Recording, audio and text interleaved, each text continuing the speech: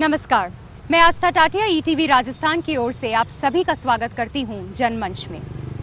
देश के 91 जल भंडारों में लगभग 22% पानी ही बचा है। जी हां, देश का पानी सूख रहा है, धरती पर भी और धरती के नीचे भी। कई ऐसी स्थितियां पैदा हो गई हैं जहां लोगों को मीलों तक चलकर जाना पड़ता है पानी की तलाश में। पीने के पानी का संकट है, एक एक बूंद तलाश की जा रही है पानी की।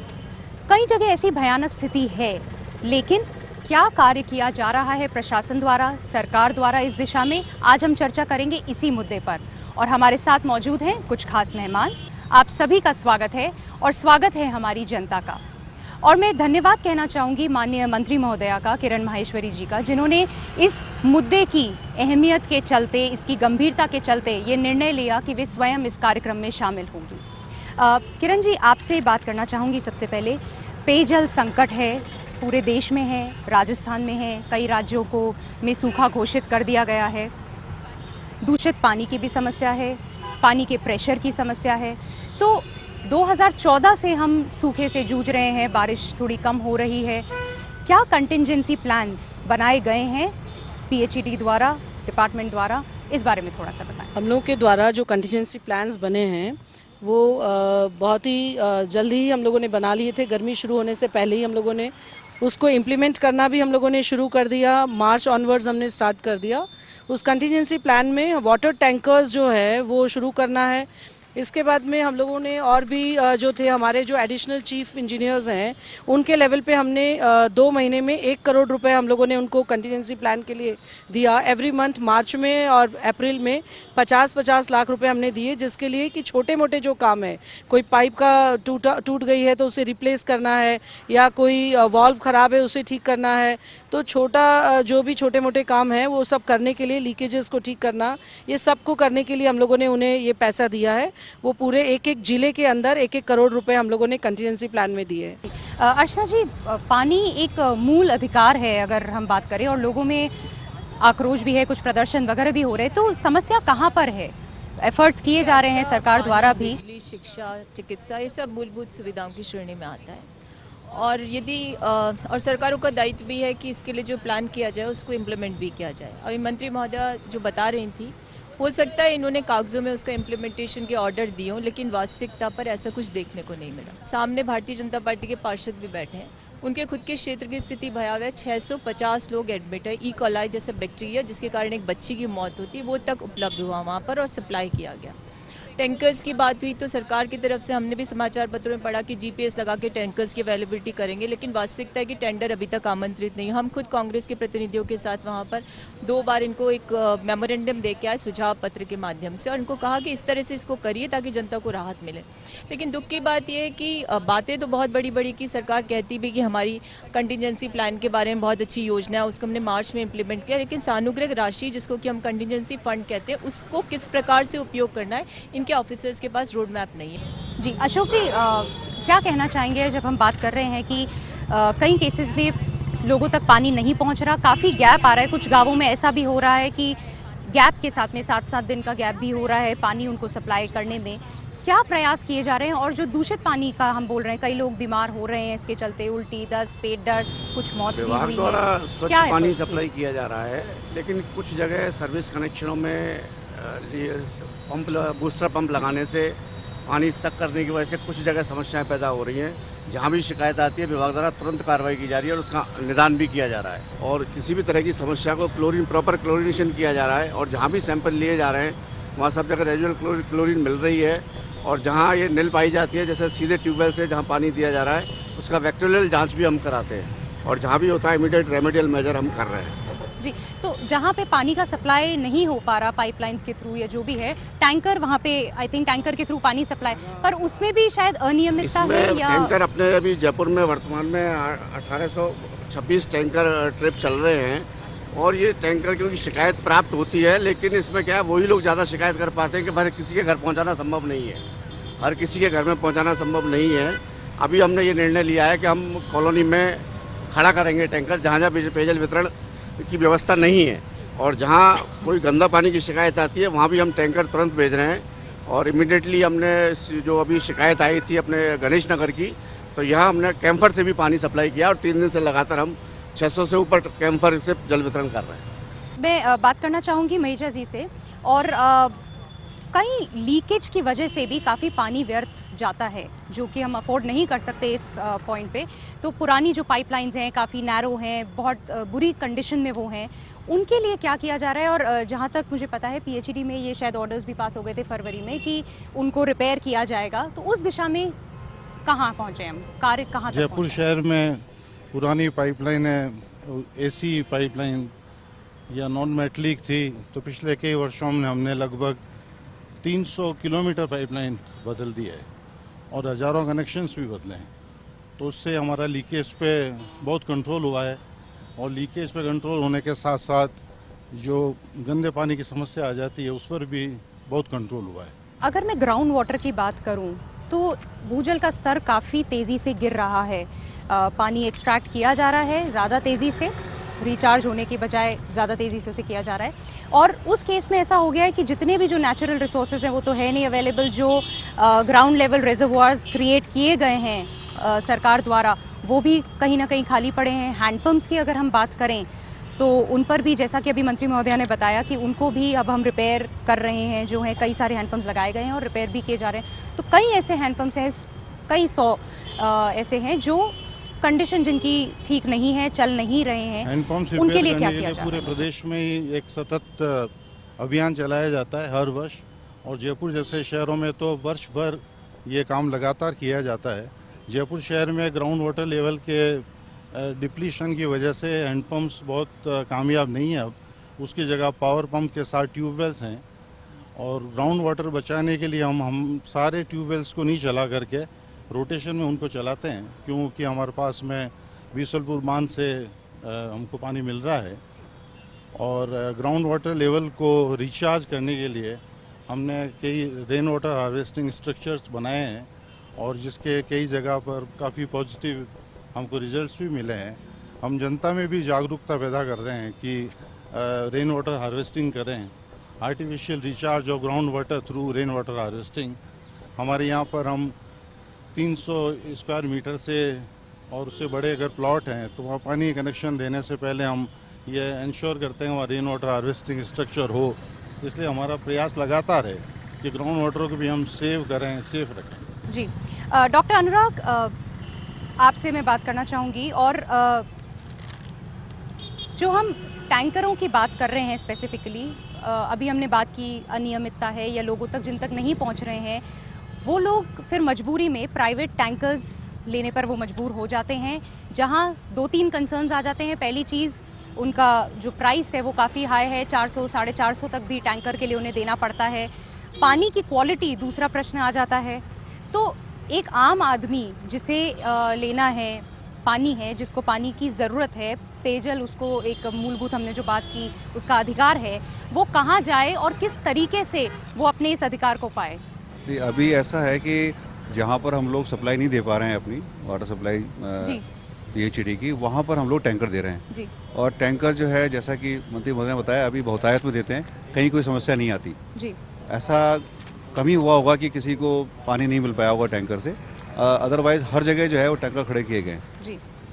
कोई भी लोकेशन जहाँ पर कि सप्लाई नहीं है पीएचईडी की, वहाँ पर हमारे टैंकर हैं। जनमंच में हम चर्चा जारी रखेंगे। अभी वक्त है एक छोटे से ब्रेक का।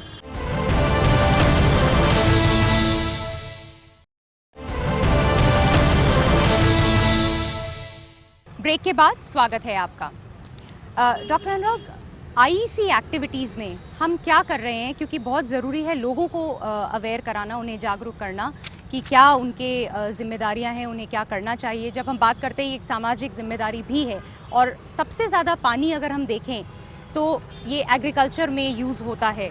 तो क्या उन्हें ऑल्टरनेटिव जो टेक्निक्स हो सकती हैं वो और किन तरीक़ों से, चाहे वाटर कंजर्वेशन की हम बात करें, ड्रिप इरिगेशन की हम बात करें, ऐसे पौधों को कल्टिवेट करना जो पानी ज़्यादा न लेते हों, इन सब के बारे में किस तरह से बताया जा रहा है, बताया भी जा रहा है या नहीं, कुछ किया जा रहा है इस दिशा में? हमारे यहाँ एक CCDO करके एक ऑफिस है, वहाँ से इस तरह का प्रचार प्रसार किया जाता है, जिसमें कि हम ये कहा जाता है कि अगर पानी बचाएं तो हमको ज़्यादा अच्छा रहेगा। क्योंकि अभी स्थिति ये है कि जैसे बीसलपुर का पानी है, जिसकी कॉस्ट जो है वो करीब 7 करोड़ रुपये पर MLD है, इतनी ज़्यादा कॉस्ट का पानी को अगर वेस्ट करेंगे तो ना केवल आर्थिक नुकसान होगा बल्कि आम जनता को भी पानी नहीं मिलेगा। ऐसे समय में हम पोस्टर से और प्रिंट मीडिया के से भी हम उन लोगों को जागरूक करते हैं कि आप पानी बचाएं। और जैसे अभी रिसेंटली जो प्रदूषण की संभावना बनी हुई थी उसके लिए अभी आपने देखा होगा समाचार पत्रों में आया था कि पानी उबाल कर पिएं। तो ऐसे भी हम कार्यक्रम रखते हैं हमेशा। कर रहे हैं जी।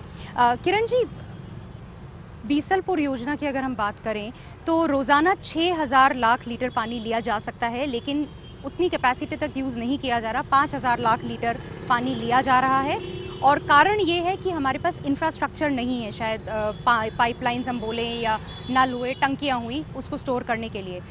ये एक अपने आप में जहाँ पानी की वजह से त्राही त्राही मची हुई है और हमारे पास कैपेसिटी है, क्योंकि बीसलपुर का जो पानी है वो अगले 1 साल तक जयपुर और अजमेर की प्यास बुझा सकता है, लेकिन हम उसको टैप नहीं कर पा रहे हैं। तो इस दिशा में क्या? देखिए, पहले तो हम ये बता दें आपको कि हमारे यहाँ पर जयपुर शहर में पूर्व में 400 mld तक का ही पानी की कैपेसिटी थी जो हम लोग लाते थे। अब इसको जो फिल्टर प्लांट्स है उसको हम लोगों ने एक्सपांशन किया है। अब 600 mld तक का बना है, वो भी अभी पिछले 1-1.5 साल पहले ही इसको कंप्लीट हुआ है काम, 1 साल ही हुआ है लगभग। अब इसमें जो 600 mld पानी के अंदर हम लोग 500 mld तक का पानी हम लोग ड्रॉ कर रहे हैं और उससे ज़्यादा भी। जो ट्यूबवेल्स हमारे पहले बहुत सारे इलाके हमारे ट्यूबवेल्स के ऊपर डिपेंडेंट थे, अब वो ट्यूबवेल से हटके हम लोगों ने उसको बीसलपुर के ऊपर ले लिया है। तो बहुत सारे आपने देखा होगा कि अभी हम लोग आमेर गए थे तो आमेर के अंदर हमने बीसलपुर के पानी से आमेर को जोड़ा है। इसी तरीके से अभी हम लोग खोर गए थे तो वहाँ पर हम लोगों ने बीसलपुर के पानी से उस एरिया को हमने जोड़ा। कई इलाके, कई कॉलोनीज़ ऐसी है जहाँ पर हम लोग बीसलपुर के पानी से उसको जोड़ रहे हैं। अभी हाल ही में अगर हम लोग देखें तो 4-5 कॉलोनीज़ के वर्क ऑर्डर्स हमने दिए हैं जहाँ पर हमें बीसलपुर के पानी से उसे जोड़ने के लिए जो टैंक वगैरह बनाना है वो बनाने के हम लोगों ने वर्क ऑर्डर्स दिए। तो कई क्षेत्र है जो बीसलपुर के पानी को जोड़ सकते हैं, उसको जोड़ने का हम लोग प्रयास कर रहे हैं। इसके अलावा जो बात आपने कही कि हम लोग और भी इसके अंदर आगे क्या प्लानिंग कर रहे हैं, तो मैं आपकी जानकारी में डालूँ कि हमारा जो नॉर्थ और साउथ जोन दो जोन्स हैं यहाँ जयपुर शहर में, उसके लिए हमारी डीपीआर बन रही है। जो डीपीआर जो बनेगी उस डीपीआर से डिस्ट्रीब्यूशन होगा। ये जितनी कॉलोनीज़ अभी कह रहे थे कि बहुत सारी कॉलोनीज़ अछूती है, अभी तक पीएचडी की पाइपलाइन वहाँ नहीं पहुँची है। ये कारण है कि जो पूर्व में सरकारें रही उन लोगों ने कभी इसके बारे में प्लान किया नहीं। हम लोग ये चीज़ को अच्छी तरीके से जाने कि जो इंफ्रास्ट्रक्चर है वो इंफ्रास्ट्रक्चर, जब ये बीसलपुर का पानी लाने की बात आई थी तो 2016 तक का इंफ्रास्ट्रक्चर यहाँ पर था। लेकिन पूर्ववर्ती सरकार ने अगर उसको ध्यान में रखते हुए अगर जो मेन ट्रांसमिशन की लाइन उस समय सैंक्शन की होती तो शायद आज तक वो मेन ट्रांसमिशन बन गई होती। लेकिन ये जो है उनकी मतलब क्रियान्वयन कहना चाहिए, जो इम्प्लीमेंटेशन उनको करना चाहिए था वो इम्प्लीमेंटेशन वो कर नहीं पाया और आज वो दोषी कह रहे हैं कि हम लोग दोषी हैं। क्वालिटी वाटर को लेकर जो अभियान हम लोगों ने चलाया है, जिस तरीके से पहले केवल डिस्ट्रिक्ट लेवल के ऊपर ही लैब्स होती थी, अब हम लोगों ने उसको मंडल स्तर पर यानी तहसील लेवल के ऊपर लैब्स हम लोग शुरू कर रहे हैं और अब तो मोबाइल लैब्स भी हम लोग डिस्ट्रिक्ट लेवल के ऊपर शुरू कर रहे हैं। मैं समझती हूँ कि सरकार पूरी तरीके से सजग है कि लोगों को स्वच्छ पानी मिले, पानी दूषित ना हो। लेकिन कभी कभी कोई कारण बहुत सारे हो सकते हैं जिसके अंदर अगर हम लोग जाते हैं ग्राउंड लेवल पानी का इतना नीचे चला जाता है कि क्वालिटी ख़राब हो जाती है। बारिश बहुत कम होने से भी क्वालिटी ख़राब होती है ग्राउंड वाटर की। जो पाइप्स, लंबे पाइप्स हम लोगों को डाले हम लोगों ने 3 किलोमीटर 4 किलोमीटर से टंकी से जब जाते हैं तो कहीं बीच बीच में लीकेजेस होने की संभावनाएं होती है। तो ऐसे विविध कारण है, लेकिन मैं एक चीज़ समझती हूँ कि कारणों का पता चलते ही अगर कहीं पर भी गंदा पानी आता है तो हम लोगों ने कहा था कि हमने कंट्रोल रूम बना रखा है, हम लोग का कॉल सेंटर चल रहा है, उसके ऊपर तुरंत सूचित करें ताकि उसको बराबर से हम लोग उसके ऊपर ध्यान देकर और उसे ठीक करने का काम करें। बट किरण जी, बिल्कुल एफर्ट्स किए जा रहे हैं, सराहनीय भी हैं, लेकिन अभी भी ऐसे कई एरियाज़ हैं जहां लोगों को ये जो टैंकर्स हैं या कैंपर्स की हम बात कर रहे हैं ये नहीं पहुंच रहे हैं। तो जाहिर सी बात है जब कोई इनिशिएटिव लिया जाता है तो हम किस तरह से उसे सबको कवर करें, बिकॉज ये ऐसी चीज़ नहीं है कि चलिए 5 दिन बाद मिलेगा चल जाएगा, फर्क नहीं पड़ेगा। अंडरस्टैंड कि आपका जो कहना है कि बहुत सारी कॉलोनीज होगी जहाँ टैंकर्स अभी नहीं मिल रहे हैं, ऐसी आपके पास में शिकायत आई होगी। हाँ, मतलब दूर दूर गांव वगैरह में भी कई ऐसे लोग हैं जो मतलब शायद गड्ढे खोद खोद के ढूंढ रहे हैं कि कहीं पानी मिल जाए, अपनी खेतों में देखिए, कुछ कर रहे पानी हैं। टैंकर्स जो शुरू करने पानी के, उसका तो एक सीधा सिस्टम है, डिपार्टमेंट डायरेक्टली कवर नहीं करता है। हम लोगों ने SGO लेवल की, मैंने शुरू में ही कहा, कमिटीज़ बनी है। जहाँ तक गाँवों का सवाल है, वहाँ पर वो उनको रिक्वायरमेंट भेजनी है। सरपंच, BDO, AEN, PhD और SGO ये लोग मिलकर तय करते हैं कि जिन गांवों से रिक्वायरमेंट्स आ रही वहाँ कितने टैंकर शुरू किए जाए। जो टैंकर्स के टेंडर्स होते हैं वो भी SGO लेवल के ऊपर होते हैं। तब जो ये बात आई थी कि सिर्फ कागज़ों के अंदर टैंकर्स के टेंडर्स हुए, ऐसा नहीं है।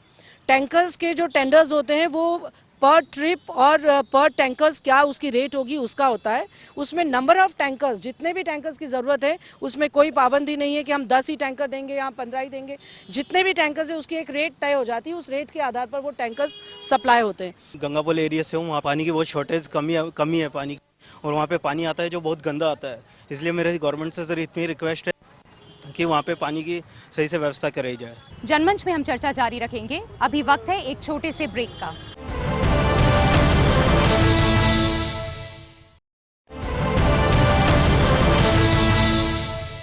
ब्रेक के बाद स्वागत है आपका।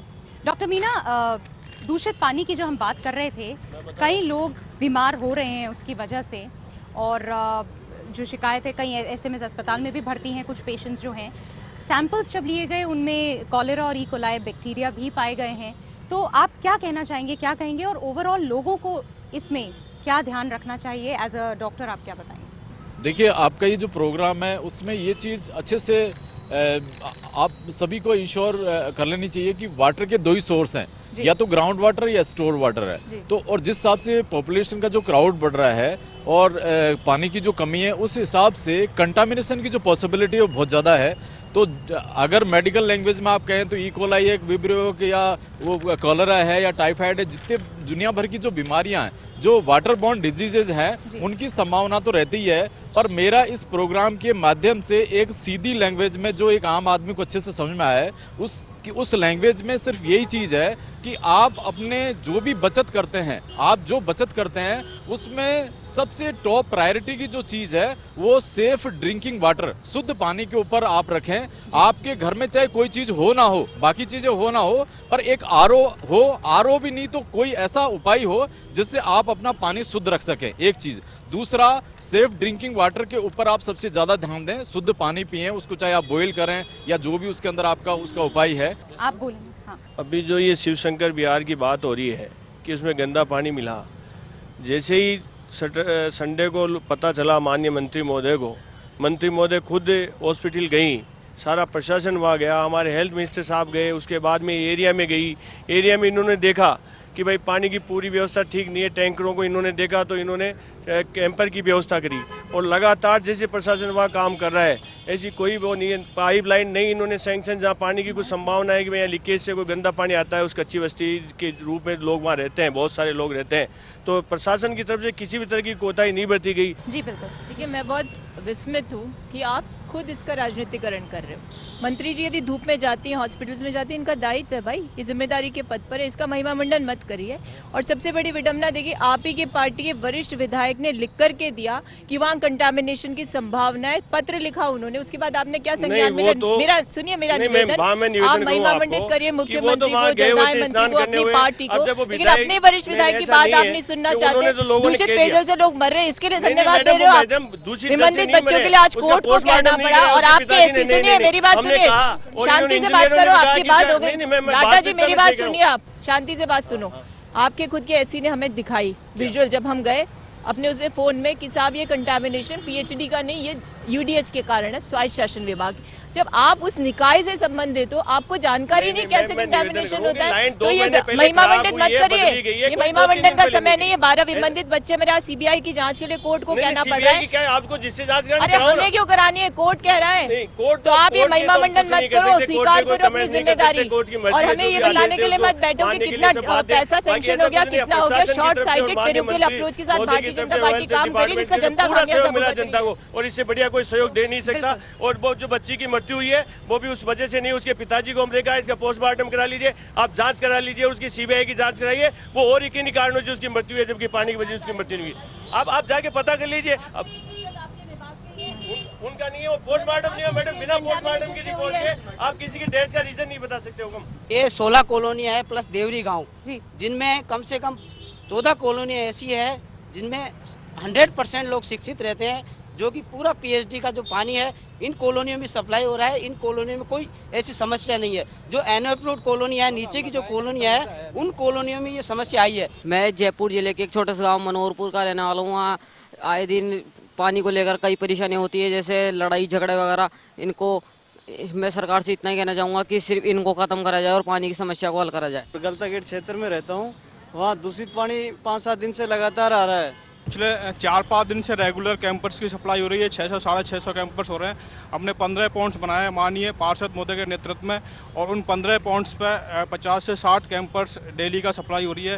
कैंपरों से भी पानी सप्लाई हो रहा है। स्थिति को काफ़ी कंट्रोल में कर लिया है। जी, आप क्या बोलना चाह रहे हैं? मैं ब्रह्मपुरी में रहता हूँ कि मुझे वहाँ पे बहुत गंदा पानी आता है। सरकार से निवेदन है कि उस पानी को शुद्ध दे। जैसा कि अभी मंत्री महोदय ने बताया कि इनकी दूषित पानी के लिए क्विक रेस्पॉन्स टीम बनाई हुई है। उस क्विक रेस्पॉन्स टीम का पता तो हमें सरकारी विमंदित गृह में चल गया था कि वो दूषित पानी का क्विक रेस्पॉन्स कैसा मिला। जब बच्चों की जान चली गई उसके बाद में पता चला इनकी क्विक रेस्पॉन्स टीम तब वहां पे पहुंची। घर से 500-500 मीटर दूर जाकर के एक एक घड़ा औरतों को लेकर के आना पड़ता है। हम कलेक्टर से मिलते हैं, एसडीएम से मिलते हैं, तो उनका ये जवाब रहता है कि किसानों के पास में खेती के लिए पानी कहाँ से आता है और पीने के लिए क्यों नहीं आता। मैं सम्मानीय मंत्री जी को ये कहना चाहता हूँ कि आपने जैसा कि अभी कहा कि टैंकर लगा रखे हैं, प्रैक्टिकल में ऐसा कुछ भी नहीं है। मैं गलता गेट के वहाँ रहता हूँ। मेरे वहाँ पे बहुत गंदा पानी आता है। गंदा पानी आता है। मैं चाहता हूँ कि सरकार हमें स्वच्छ पानी दे। सबसे पहले तो मैं ये बार बार जो विमानित गृह के अंदर जो बच्चे मरे उसका जो आप लोग दोषारोपण कर रहे हैं, उससे पहले आपको शायद जानकारी नहीं है। वो जो वहाँ विमानित गृह था, वहाँ पर ट्यूबवेल जो था वो वहीं के छात्रावास के अंदर ही खुदा हुआ ट्यूबवेल था। पीएचडी की वहाँ कोई सप्लाई नहीं थी पानी की। इसके अलावा जैसे ही पता चला तो हम लोगों की भी टीम गई है, मेडिकल की भी टीम गई है, और हम लोगों ने उस पानी को जांचा है। पानी की क्वालिटी ख़राब है ये सारे, लेकिन ये ग्राउंड वाटर है, ये इसमें किसी की सप्लाई नहीं है, इसलिए आप किसी डिपार्टमेंट को उसके लिए दोषी नहीं मान सकते। आप क्या कहना चाह रहे हैं? अर्चना जी, बहन जी, मैं आपको ये कहना चाहता हूँ कि आपकी सरकार में जो जलदाय मंत्री थे माननीय मदेरणा जी, वो क्या कर रहे थे अपने कार्यकाल में सबने देखा। इसके बाद नगर निगम में जो आपके प्रतिनिधि थे उन्होंने जयपुर के लिए क्या किया वो हम सबने देखा। लेकिन बीजेपी सरकार बनने के बाद जो जलदाय मंत्री आए, बहन जी यहाँ बैठे हैं किरण जी, इन्होंने क्या किया और कितनी संवेदनशीलता के साथ मदेरणा जी के जो पाप थे उन्होंने कहाँ अपना समय बर्बाद किया और कहाँ ये अपना पूरा समय क्षेत्र में और जनता के बीच में अपना समय देकर कितनी योजनाएं और कितने जो कार्य जो अधूरे पड़े हुए थे उनको करने में अपना समय दे रही है। तो ये कांग्रेस की ही कुरीतियां और कांग्रेस के पुराने कर्म है जिनको भरने का काम कर रहे हैं, उन्हीं की वजह से सारी स्थितियां हो रही है। देखिए, आस्था यहाँ मंत्री महोदय खुद बैठी है, महिला है, महिला की गरिमा का सम्मान करते हैं, उनके प्रति कोई आक्षेप नहीं था। ये प्रायोजित तौर पर जनता का राजनीतिकरण करने का प्रयास किया, किसने किया वो एक अलग मुद्दा है। लेकिन सच्चाई ये है कि जो लोग विगत को आधार बनाकर झूठे आरोप लगाकर वर्तमान को का तुष्टीकरण करते हैं, वो सबसे बड़ा अपराध करते हैं राजनीति में। जहाँ तक पानी का सवाल है, पानी की ज़रूरत हर आदमी को होती है, लेकिन पानी को व्यर्थ बहाना और पानी का दोहन कतई नहीं करना चाहिए, क्योंकि पानी है तो जीवन है। और पानी की आवश्यकता ज़्यादा होने के लिए पानी का संग्रह करें, पानी को वेस्ट ना होने दें। जैसे जैसे बारिश आती है तो पानी को रोक के और स्टोरेज करें। जनमंच में आज इतना ही। धन्यवाद।